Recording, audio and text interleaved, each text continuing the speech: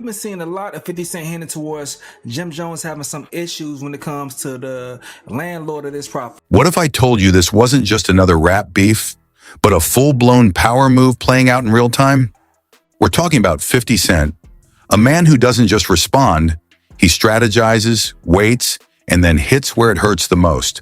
And on the other side, Jim Jones, stepping into a situation that quickly spiraled from podcast talk to locked doors to viral humiliation.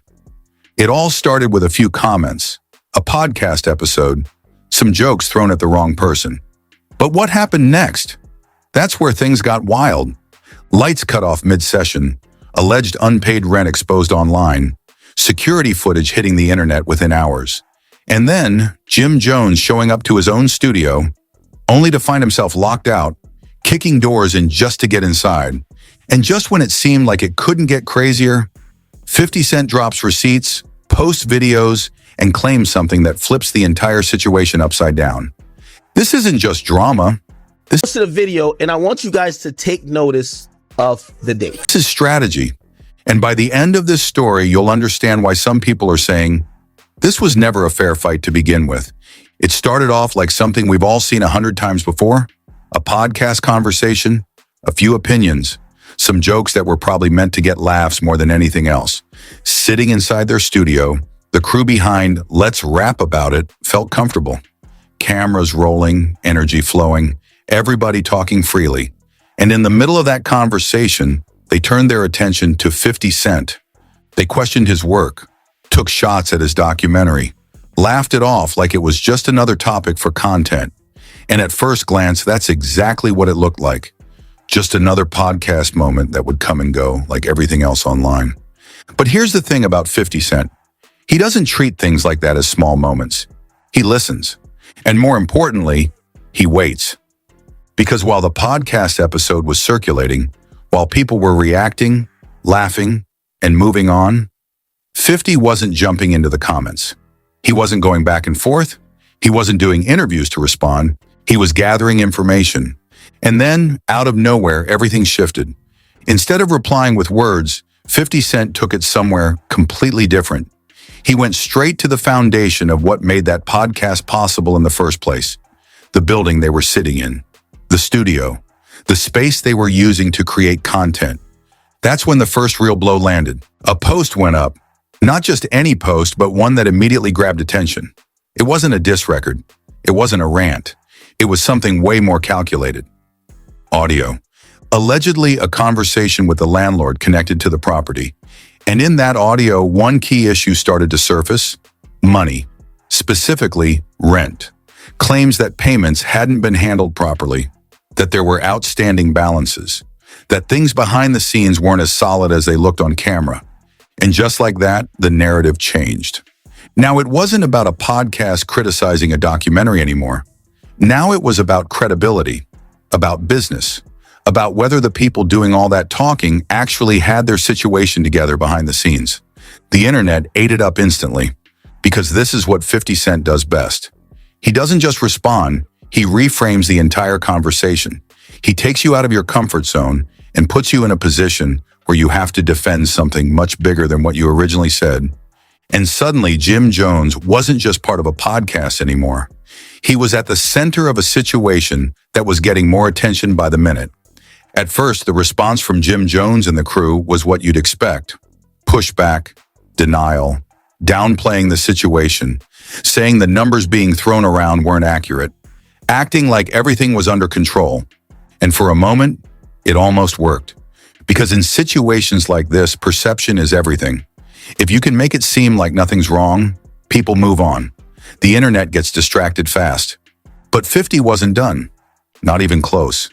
Because after the audio came something even harder to argue with. Video. Footage from inside the studio environment itself. And this wasn't polished content. This wasn't something edited for a show. This looked raw, real-time, the kind of clip that doesn't need explanation because it speaks for itself. The lights went out. Right in the middle of a session. You could see the confusion, phones coming out, flashlights turning on, people trying to figure out what was happening in the moment. No script, no setup, just chaos in real time. And when that hit the internet, everything escalated again. Because now it wasn't just talk anymore. It looked like the operation itself was unstable, like something behind the scenes wasn't functioning the way it should. And once again, 50 Cent didn't have to say much. The visuals did the work for him. That's what made this different from a normal back and forth. There were no long explanations, no debates, just drops, timed perfectly, each one adding pressure. And the longer it went on, the more the silence from the podcast started to stand out. Episodes slowed down, then stopped. No uploads, no updates, nothing consistent coming out of a platform that was supposed to be building momentum. And in the world of content, that kind of silence says a lot more than words ever could. Because consistency is everything. Once that rhythm breaks, people start asking questions. What's going on behind the scenes? Why aren't they posting? Is everything really okay? And all of those questions fed directly into the narrative that was already being built.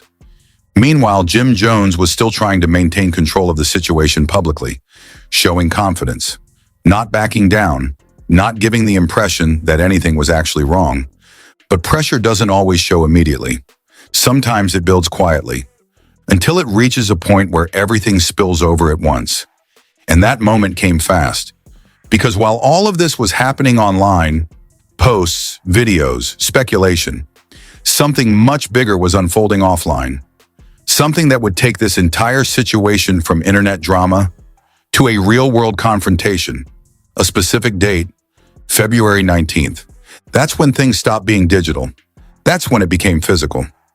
Jim Jones pulled up to the studio, the same place that had been at the center of everything, the same place tied to the podcast, the conversations, the claims, the footage. But this time, it wasn't the same. Lights off, doors locked, access gone. And just like that, everything changed again. Because now this wasn't about what was being said online anymore. This was about what was happening in real life. Standing in front of a space that was supposed to be yours and realizing you can't even get inside. That's not just frustrating, that's personal. And in that moment, with cameras later revealing what happened next, the situation reached a level nobody could ignore anymore. Because what came after that? That's where the story really takes a turn. February 19th didn't feel like a normal day. Not for Jim Jones. Not after everything that had been building up online. Because at this point, this wasn't just about posts, comments, or clips going viral anymore. This was real life. He pulls up to the studio. Same location. Same place that had been the foundation of the podcast. The same place where all those conversations happened. Where the cameras rolled. Where the energy once felt controlled. But this time, something was off immediately. No lights, no movement, no sign that anything inside was running the way it should be. And then the realization hits. He can't get in. The locks had been changed. Now think about that for a second. Imagine pulling up to a place you've been working out of, building in, investing time, energy, and identity into, and suddenly your key doesn't work. That's not just inconvenient. That's a statement. And in that moment, everything that had been happening online suddenly became real in the most direct way possible. There's no camera crew setting this up, no script, no second take, just a locked door and a decision to make. Walk away or force your way in? Jim Jones didn't hesitate, because what happened next is the moment that changed everything. The moment that turned this situation from tension into something explosive. He kicked the door, not once, multiple times. The first attempt? Nothing. The door holds, solid, no movement. But frustration like that doesn't disappear. It builds, especially when you feel like you're being pushed into a corner, publicly and privately at the same time. So he steps back and tries again. This time with more force, and eventually, the door gives. It comes off the hinges, and just like that, he's inside. But here's where things take another turn. Because what felt like a private moment, what probably felt like something happening away from the spotlight, wasn't private at all. There were cameras, security cameras, capturing everything. The hallway, the door, the attempts, the moment it finally breaks open, the people behind him walking in, all of it. And the most important part? That footage didn't stay hidden. It didn't take days. It didn't even take long enough for the situation to cool down. Within hours, it was online, posted by none other than 50 Cent. And that's when the entire situation exploded. Because now the internet wasn't speculating anymore. It wasn't relying on secondhand stories or opinions. It was watching, frame by frame, a real moment, raw, unfiltered, and instantly it became bigger than the original issue. Now, people weren't just talking about unpaid rent or podcast comments. They were talking about a man being locked out of his own space and having to break his way back in. The optics? Terrible. And 50 Cent knew exactly what he was doing by posting it. He didn't need to add much context. The video spoke louder than any caption ever could. But of course, he still added his signature touch. A caption that didn't come off angry, didn't come off emotional, like someone watching everything unfold exactly the way they expected it to. And that's what made it hit even harder. Because while Jim Jones was dealing with the situation in real time, reacting, trying to regain control, 50 Cent was already a step ahead. Actually, multiple steps ahead, because the video wasn't the only thing that dropped. Alongside it came something even more serious. Paperwork, documents, not just random claims, but what appeared to be official notices tied to the property, dates, deadlines, warnings that had supposedly already expired. According to what was shown, there had been multiple chances to fix the situation. A notice of default, then a termination notice, both with specific timelines. And based on those timelines, by the time February 19th came around, the situation had already passed the point of negotiation, at least on paper. Now, whether every detail was accurate or not, that became a debate on its own. But here's the reality. It didn't matter, because the damage wasn't being done in court. It was being done online. And online, perception moves faster than facts. By the time anyone could properly respond, the narrative was already set. Jim Jones wasn't seen as someone dealing with a complex lease issue. He was seen as the guy kicking in a door to get into a building he supposedly lost access to. And that image spread everywhere. Memes, clips, reactions, breakdowns. Everybody had something to say, and the more it circulated, the harder it became to control. Meanwhile, 50 Cent kept applying pressure, but never in a way that looked desperate. That's the key. He wasn't chasing attention. He was directing it. Every post added something new. Every drop extended the conversation. And every move forced Jim Jones into a position where he had to respond, but never quite on his own terms. Because how do you fight something like that? You can deny the paperwork. You can explain the situation. You can even show that you still have access to the building later. But you can't erase that video. You can't undo the moment. And you definitely can't stop the internet from replaying it over and over again. That's what made this such a difficult position. Because at this point, this wasn't about proving who was right or wrong anymore. It was about control. Control of the narrative. Control of perception. Control of how the story would be remembered. And right now, that control was slipping. Jim Jones and his team did try to push back. Statements were made. Explanations started circulating. Claims that things weren't being handled legally, that proper procedures weren't followed. But those responses felt slower, reactive. And in the world of viral moments, timing is everything. By the time those explanations reached people, most had already made up their minds because they had already seen enough. And while all of this was happening publicly, something else was quietly developing behind the scenes. Something that would take this situation even further. Because for 50 Cent, this still wasn't the final move. Not even close. The video, that was impact. The paperwork, that was pressure. But what came next? That was strategy on a completely different level. Because just when it looked like the situation couldn't escalate any further, it did. And this time, it wasn't just about a building anymore. It was about ownership. And once that entered the picture, everything changed again. Just when it looked like the situation had already reached its peak, it shifted again. Because at this point, the internet had already seen the footage. The door, the lockout, the chaos. The reactions were everywhere. and the narrative felt like it was already locked in. But then 50 Cent made a move that took everything to another level. A single post, a photo, standing next to the man believed to be the building owner. And the caption? Simple, direct, but loaded with implications. He claimed partnership, he claimed ownership, and just like that, the entire situation flipped. Because now this wasn't just a beef between two artists. This wasn't even just about a lease dispute anymore. If that claim was true, or even partially true, then the dynamic had completely changed. Now you're not dealing with someone commenting from the outside. You're dealing with someone who might actually control the space. Think about how that looks from the outside looking in. A man goes online, posts footage of you being locked out, shows documents suggesting your access is gone, and then turns around and says he's connected to the ownership of that same property. That's not just trolling. That's power. And whether people believed it fully or not didn't even matter at that point. Because again, the damage was happening in real time. Through perception, the story had evolved. Now it wasn't just Jim Jones got locked out. Now it was 50 Cent might own the place he got locked out of. And that idea alone, it spread fast. Because it fits the image that 50 Cent has built for years. Calculated, patient, always thinking a few steps ahead. The kind of person who doesn't just respond emotionally, but positions himself strategically. Meanwhile, Jim Jones had to deal with that narrative growing bigger by the hour.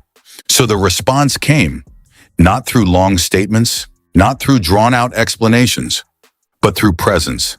Videos started surfacing showing that the studio wasn't completely lost, that access still existed, that things weren't as one-sided as they were being made to look. Walkthroughs, clips from inside, proof that the space was still active. And from a logical standpoint, that mattered, because it challenged the idea that everything was over. But here's the problem. Logic doesn't travel as fast as viral moments, and it definitely doesn't hit as hard as a perfectly timed narrative. Because while those videos showed access, they didn't erase what people had already seen. They didn't erase the door getting kicked in. They didn't erase the image of being locked out. And they didn't erase the idea, true or not, that someone else now had influence over that space. So even if the situation was more complicated in reality, online, it felt simple. One person in control, one person reacting, and that perception stuck. But 50 Cent still wasn't done, because instead of slowing things down, he escalated in a completely different direction. Music, not just any track, but a calculated move that reached beyond the current situation and tapped into something deeper. He jumped on a track connected to Max B, a name that already carried history and tension tied to Jim Jones. And that wasn't random. That was intentional. Because sometimes the most effective move isn't addressing the present, it's reminding people of the past. The track dropped. Then shortly after, a visual, but not a traditional music video. An AI-generated piece, fully constructed, stylized, designed to spread. And in that visual, certain images stood out. References, symbolism. Moments that didn't need explanation because they were meant to trigger recognition. One of those moments placed Jim Jones in a setting that hinted at interrogation, tying into long-standing narratives that have followed him for years. Now, whether those narratives are proven or not, that's a separate conversation. But in terms of strategy, it didn't matter, because the goal wasn't to prove anything in court. The goal was to remind the audience of everything they've ever heard and let them connect the dots themselves. And that's exactly what happened. Because once that video hit, it wasn't just about the studio anymore. It wasn't just about the lockout. It became layered, past, present, reputation, all blending into one narrative. And once that happens, it becomes almost impossible to separate fact from perception. Meanwhile, the difference in approach between both sides became even more visible. On one side, quick clips, direct responses, attempts to correct the narrative. On the other side, calculated drops, high-level production, strategic timing. Even the use of AI showed something important: resources, reach, and the ability to create something that spreads instantly without needing traditional systems. That gap? People noticed it, because it wasn't just about what was being said anymore. It was about how it was being delivered. And the contrast was clear. By this point, the situation had gone far beyond where it started. A simple podcast discussion had turned into a multi-layered public battle involving business, reputation, and influence. And through it all, 50 Cent never appeared rushed, never appeared out of control. Everything felt measured, intentional, like each move was part of a bigger plan. While Jim Jones was left dealing with the aftermath in real time, responding, adjusting, trying to stabilize the situation as it kept evolving. And that's what made this so one-sided in the eyes of the public. Not necessarily the facts, not necessarily the full truth, but the presentation. Because in moments like this, the story that people see becomes the story they believe. And by the time everything settled, or at least slowed down, the biggest question wasn't even about the studio anymore. It wasn't about the lease. It wasn't about the door. It was something much simpler. Who really controlled the narrative? Because in 2026, that might matter more than anything else. If you made it this far, then you already know. This wasn't just another rap beef. This was strategy, timing, and control playing out right in front of millions. Now I want to hear from you. Do you think 50 Cent really planned all of this step by step? Or did things just spiral out of control for Jim Jones at the worst possible time? Drop your opinion in the comments, because this is one of those situations where perspective changes everything. And if you're into real breakdowns like this, where we go deeper than headlines and actually connect the dots, make sure you hit that subscribe button and turn on notifications, because we're not just covering stories. We're breaking them down the way they're meant to be understood. More content like this is on the way.